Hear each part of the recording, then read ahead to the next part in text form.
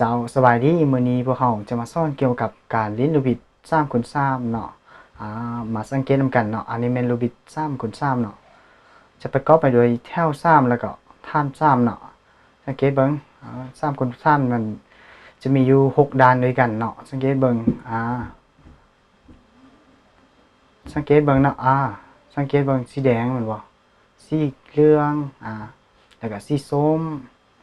สีขาวสีเขียวแล้วก็สีฟ้านะการหมุนของลูกบิด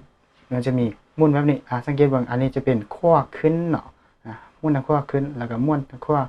ลงเนาะการหมุนเทื่อนึงจะกลายเป็นหอบนึงเนาะสังเกตเบิ่งง่ายๆเลยเนาะสังเกตเบิ่งอันนี้ก็เป็นสายขึ้นสายลงธรรมดาเนาะอันนี้ก็หมุนทางถึง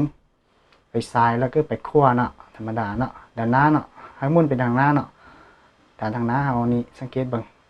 แล้วก็เป็นด้านลุ่มสังเกตเบิ่งเป็นด้านล่างแดงเนาะสังเกตเบิ่งโอเคง่ายๆเลยเนาะเมื่อเราเข้าใจแล้วเรามาสังเกตเบิ่งว่า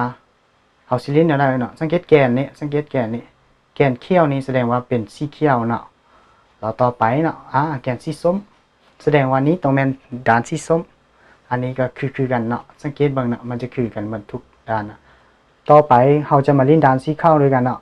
ก่อนที่เรามาลิ้นด้านสีขาวเราต้องเอาสีขาวไปออมแกนสีเหลืองเนาะสังเกตเบิ่งเนาะถ้ากรณีมันอยู่ค้างสินี่สังเกตเบิ่งเราต้องการให้มันขึ้นไปอยู่เบื้องถึงเราหมุนซ้ายขึ้นเทื่อนึงสังเกตเบิ่งเราหมุนซ้ายขึ้นเทื่อนึงเนาะมันจะมาอยู่ถึงนี้แล้วสังเกตอีกว่ามีตัวต่อไปบ่มีตัวนึงอยู่นี่ตัวข้างนี้สังเกตถ้าเราหมุนขึ้นมันจะบ่ตกกลางมันจะดันกันซื่อๆแสดงว่าเราบ่ต้องการตัวค้างเราต้องการตัวอยู่กลางนี่สังเกตมึงเราหมุนขึ้นธรรมดาเนาะสายขึ้นคือเก่าเนาะธรรมดาแล้วนะได้2ตัวละสังเกตบังตัวต่อไปเลยนี่ง่ายๆเลยหมุนเลยเบิ่งขั้วขึ้นเทื่อนึงเลือกตัวนึงเนาะสังเกตบังเลือกจุดนึงนี้เอาไปซ้อมว่าจุดนึงนี้อยู่ซ้ายเนาะเห็นแล้วอยู่ลุมนี้เนาะสังเกตบังจุดนี้หมุนขึ้นถ้ากรณีเขาหมุนขึ้นสังเกตบังมันจะดันกันเห็นบ่มันจะบ่ตกแสดงว่าจุดนี้เขาจะหมุนไปซ้าย2เทื่อก็ได้เนาะไปขวา2เทื่อก็ได้เนาะเพื่อจะดันตัวที่มันบ่มีหยังอยู่มาใส่เนาะสังเกตบังแล้วก็สายสุดคือเก่าเนาะสังเกตบังดันขึ้นมา2เทื่อเนาะเบิ่งขวา2เทื่อสังเกตเบิ่งเขาจะได้แล้วเป็นรูปสีขาวออมสีเหลืองเนาะแล้วสังเกตเบิ่งสีขาวแต่ละสีเห็นบ่มันจะมีสีติดบ่คือกันก็คือสีขาวติดฟ้าสีขาวติดสีส้มแล้วก็สีขาวติดสีเขียวแล้วสีขาวติดสีแดงเขาจะมาเล่นได้สังเกตเขาจะเอาขาวติดแดงนี้ไปซื้อแกนสีแดงแต่อันนี้บ่แม่นสังเกตเบิ่งเขาต้องหมุนสันเทิงเนาะไปซื้อแกนสีแดงของมันต้องหมุนให้ซื้อสังเกตเบิ่งเมื่อมันซื้อแกนสีแดงแล้วข้าวติดแดงซื้อแกนแดงเนาะสังเกตจากนั้นเราก็หมุนทางหน้า2เทื่อเนาะ2เทื่อสังเกตเบิ่งทางหน้า2เทื่อตัวต่อไปคือกันเนาะสังเกตเบิ่งสีขาวติดกับสีฟ้าแกนสีฟ้ากรณีมันติดแล้วเจ้าก็หมุนคือเก่าหมุนทางหน้า2เทื่อในเลือกข้าว2ตัวนะสังเกตเบิ่งเฮาก็ไปใส่คือเก่านะถ้ากรณีมันซื้อแล้วจะสังเกตเบิ่งเฮาก็หมุนทางหน้าคือเก่าเลย2เทื่อบ่ยากเนาะสังเกตเบิ่งตัวต่อไปเนาะเลือกข้าวจุด1ซื้อกับสีเขียวเนาะข้าวติดเขียวซื้อเขียวโอเคต่อไปเลยเฮาหมุนทางหน้า2เทื่อคือเก่าสังเกตเบิ่งโอเคจากนั้นเขาหมุนดันลมขึ้นมาเป็นดันเทิงเลยเนาะสังเกตเบิ่งสีข้าวแต่ละอันที่อยู่ไหนเนาะมันจะบ่เต็งกันเนาะแล้วแกนมันจะซื้อของเราแม่นบ่มันจะบ่เต็งกันเนาะสังเกตเบิ่งแล้วมันจะบ่เต็งกันเนาะสังเกตเบิ่งต่อไปเนาะเมื่อเราเฮ็ดได้สนี้แล้วเราจะมาสร้างด้านข้าวมันเต็มเนาะเราสิสร้างได้ก่อนที่เราลิ้นได้แล้วเขาหมุนดันเข้าลงลุ่มคือเก่าเนาะสังเกตเบิ่งเขาจะหมุนดันเข้าลงลุ่ม จากนั้นไปสังเกตจุดที่ข้าวที่อยู่ข้างนี่ที่มันอยู่จุดนี้เนาะสังเกตเบิ่งต้องมาอยู่ข้างๆนี้เท่านั้นเนาะเดี๋ยวนี้สังเกตเบิ่งมันบ่มีเนาะเฮาต้องเลยใส่สุดแก่มันจะอยู่ลุ่มแล้วเนาะสังเกตเบิ่งเห็นบ่มันยังบ่มาเทื่อนบ่สังเกตเบิ่งโอเคแสดงว่าเฮาต้องเลยใส่สุดแก่เฮาลิ้นคั่วขึ้นเทื่อนึงเนาะสังเกตเบิ่งแล้วก็ถึงไปแล้วก็ลุ่มกลับมาสังเกตเบิ่งมันจะบ่ผิดแม่นบ่เฮาจะได้ตัวนี้มาไว้ทางข้างแล้วฉะนั้นง่ายๆเลยเนาะมาสังเกตนำกันก็คือข้าวเฮาสังเกตข้าวติดกับซี่เขี้ยวแม่นบ่ซี่ตรงข้ามมันแม่นซี่เขี้ยวแม่นบ่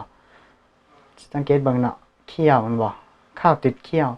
เฮาก็ต้องหันไปหาแกนซี่เขี้ยวแล้วสังเกตเบิ่งมันจะเป็นหุมหางลักษณะแบบนี้สังเกตเบิ่งเนาะมันจะเป็นหุมหางลักษณะแบบนี้ติดกับซี่ข้าวสังเกตเบิ่งแล้วก็ใส่สูตรธรรมดาเนาะ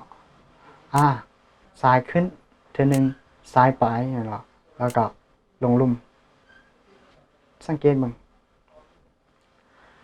สังเกตข้าวบ่เขาเห็นข้าวแล้วบ่ข้าวติดกับซี่เขี้ยวที่กรณีนี้มันซื่อแล้วสังเกตเบิ่งแล้วเขาจะลิ้นได้เลยบ่ต้องมุ่นทางถึงเนาะสังเกตเบิ่งเห็นบ่มันจะติดซี่ข้าวแล้วเฮาก็เล่นคือเก่าโอเคสังเกตเบิ่งเนาะ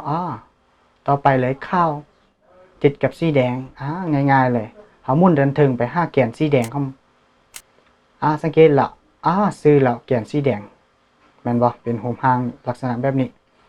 ง่ายๆเลยสายสุดเบื้องซ้ายคือเก่าเนาะซ้ายขึ้นเทื่อนึงแล้วก็ไปเทื่อนึงแล้วก็เก็บคือเก่าเนาะสังเกตตัวต่อไปเลยเนาะสังเกตมันจะอยู่ถึงมันบอกมันจะบ่อยู่ข้างสังเกตเบิ่งมันจะอยู่ดันถึงสังเกตเบิ่งข้างมันจะบ่มีในกรณีนี้บอกให้เราสังเกตเบิ่งตัวข้าวนี้ทางลุ่มนี้มันต้องบ่มีหยังหรือว่าตัวลุ่มนี้ถ้ากรณีมันมีเจ้าสาวมามันจะดันตัวนี้ออกแล้วสังเกตเบิ่งฉะนั้นว่า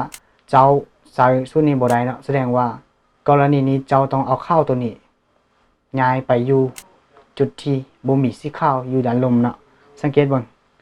ข้าวแล้วด้านลมจะบ่มีสีข้าวแม่นบ่แล้วก็เจ้าก็เล่นง่ายๆเลยเอาไว้คือเก่าเอานี้ปิ้นนี้ไว้ทางหน้าเนาะสังเกตเบิ่งแล้วก็หุ้นธรรมดาเนาะขึ้นแล้วก็ไป2เทื่อเนาะสังเกตเบิ่งแล้วก็เก็บไว้วันเก่าเนาะเฮาต้องเก็บเนาะเอาไปสังเกตเบิ่งโอเคมันบ่มีหยังโปนเนาะสังเกตเบิ่งข้าวมันจะมาทางข้างล่ะสังเกตข้าวติดกับสีส้มง่ายๆเลยเฮาหมุนกลับไปหาแกนสีส้มจากนั้นมันจะได้หุมหางแบบนี้สังเกตเบิ่งติดกับสีข้าวบ่ง่ายๆแล้วก็ใส่สูตรคือเก่ามาสังเกตเบิ่งสังเกตเบิ่งข้าวมันจะเต็มแล้วสังเกตเบิ่งเนาะสีข้าวเต็มแล้วโอเคต่อไปเฮามาสร้างสูตร2ท่านด้วยกันเนาะสังเกตเบิ่งเนาะเฮาจะสูตร2ท่านด้วยกันนี่สังเกตเบิ่งเป็นท่านเนาะท่าน1เต็มแล้วเนาะเหลือท่าน2แล้วเฮาจะมีวิธีสร้างได้เฮามาสังเกตนำกันเนาะ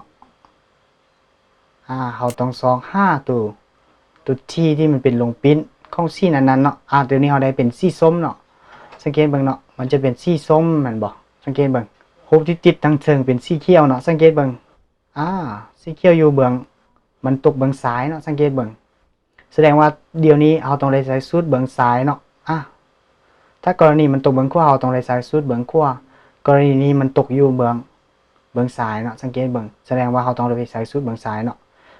สิไว้เนาะเวลาเฮาหมุนได้ตัวที่ปีนแล้วเฮาไว้ทางหน้าเลยเนาะจากนั้นมาใส่สูตรนำกันแล้วเนาะซ้ายไปขวาลุ่มขึ้นเถิงเนาะซ้ายไปขวาอีกแล้วก็เถิงลงลุ่มขวาไปซ้ายแล้วหมุนด้านหน้าไปเบื้องขวาเนาะแล้วก็ขวาไปซ้ายแล้วก็หมุนด้านหน้าไปทางมือซ้ายเนาะโอเคสังเกตเนาะมันจะได้มานี่แล้วเฮาก็ไปเบิ่งเลยเนาะตัวต่อไปเนาะ2คือเก่าเนาะเฮามาสังเกตทางข้างนี่เห็นบ่สีฟ้าติดกับแดงแม่นบ่เฮาต้องหาแกนสีฟ้าเนาะแล้วมันจะได้ตัวที่ปีนซะนี่สังเกตเบิ่งทางเทิงมันจะติดสีแดงเนาะเราไปสังเกตข้างสีแดงนั่นบ่ถ้ ถ้ามันอยู่เบื้องขวาเฮาก็ต้องไปลิ้นสุดเบื้องขวาเนาะมาเบิ่งว่าเฮาสิเล่นแนวใดเนาะเทิงไปซ้ายลุมขึ้นเถิงแล้วก็เทิงไปซ้ายอีกเทื่อนึงแล้วก็หมุนลงแล้วก็เทิงกลับมาหมุนทางหน้าไปเบื้องซ้ายแล้วก็หมุนกลับไปเบื้องขวาแล้วก็หมุนกลับมาสังเกตเบิ่งเนาะมันจะได้มาแล้วต่อไปเฮาก็ไปซอกตัวต่อไปเลยเนาะสังเกตเห็นสีแดงแม่นบ่หมุนไปหาแกนสีแดงของมันติดกับสีเขียวแม่นบ่แล้วสังเกตสีเขียวอยู่เบื้องเบิ่งขวาเฮาต้องใส่สุดเบิ่งขวานะมาใส่สุดเลยขวาไปซ้ายลุมขึ้นเถิงขวาไปซ้ายอีกแล้วก็เถิงลงลุมซ้ายไปขวาหมุนด้านหน้าไปเบิ่งซ้าย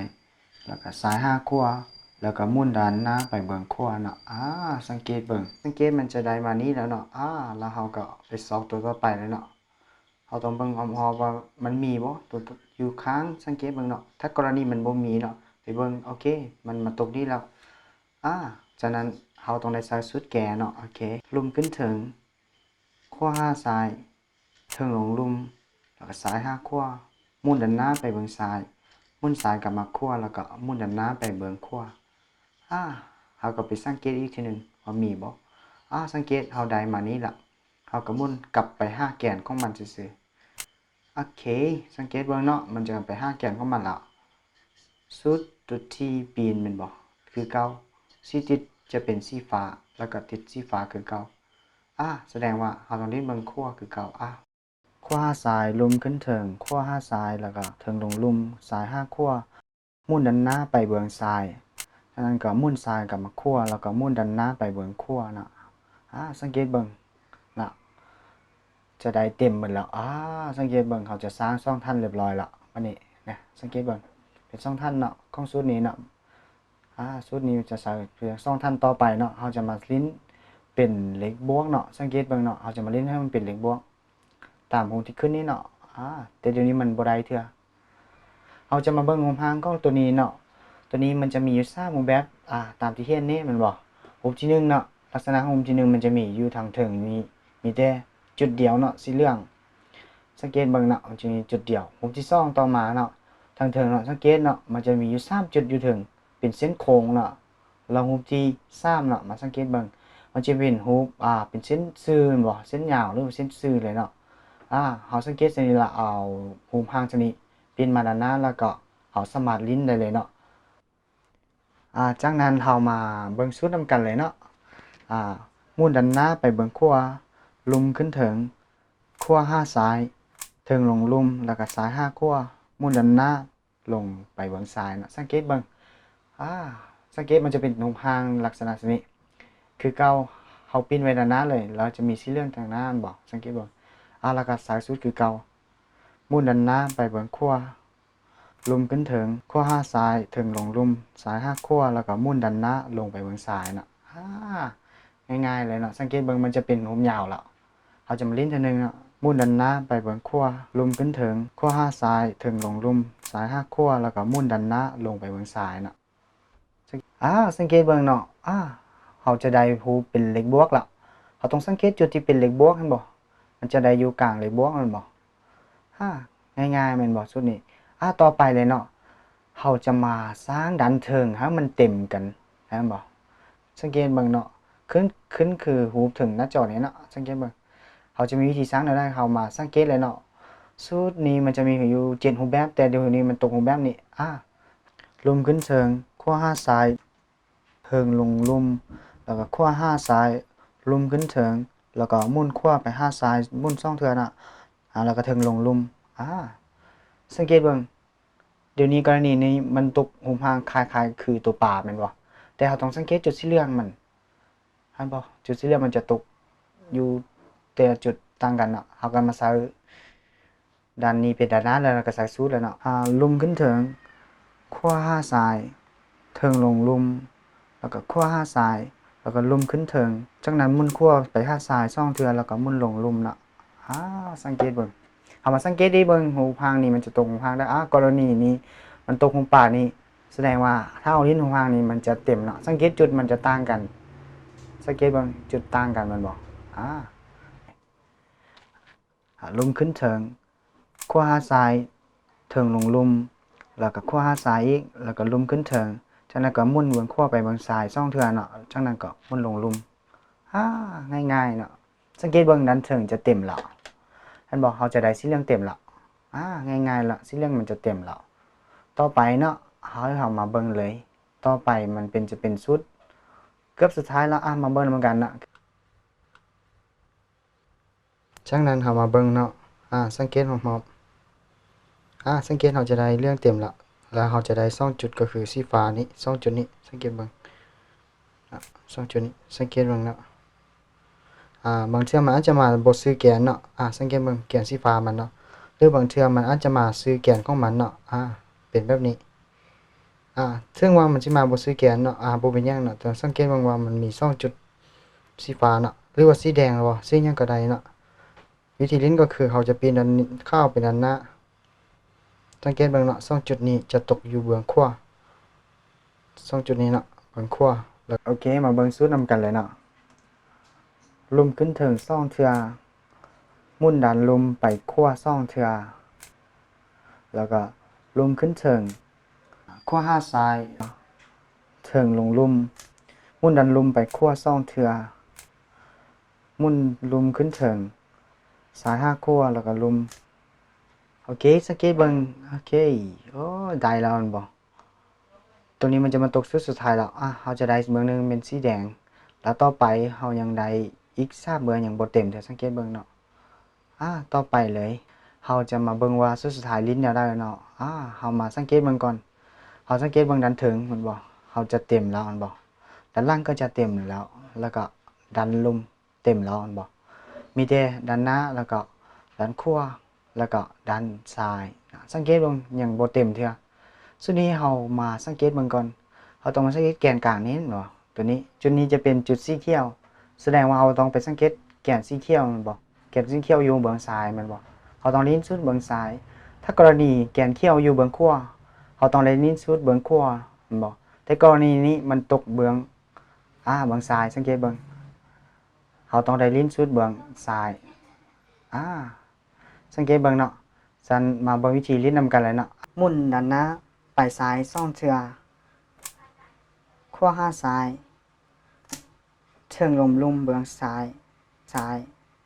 เทิงลมลุ่มเบื้องขวาหมุนด้านหน้าไปเบื้องขวา2เทื่อลุ่มขึ้นเทิงเบื้องซ้ายลุ่มขึ้นเทิงเบื้องขวา5ซ้ายจากนั้นก็หมุนด้านหน้าไปเบื้องขวา2เทื่อโอเคเรามาสังเกตนำกันเนาะ6เบื้องจะเต็มหมดแล้ว